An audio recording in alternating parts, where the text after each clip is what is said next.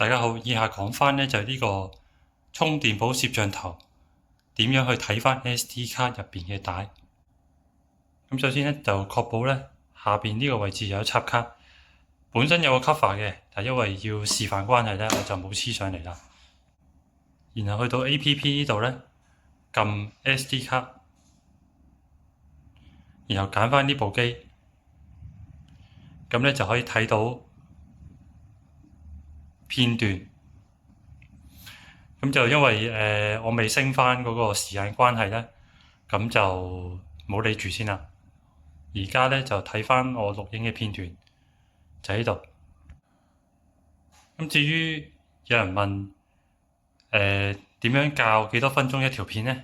咁我哋去個齒輪掣，跟住呢，我哋去翻呢個 SD 卡 setting，然後呢，呢度呢就 record time 呢，咁就睇到係可以校幾多分鐘一條片。譬如話你校10分鐘、20分鐘、30分鐘都可以嘅。咁基本上最好就15分鐘啦。咁而本身呢個藍色燈呢，其實可以熄嘅。咁點樣熄呢？咁就喺 Live View 呢個界面呢，撳個燈掣呢就可以熄到噶啦。大致上係咁多。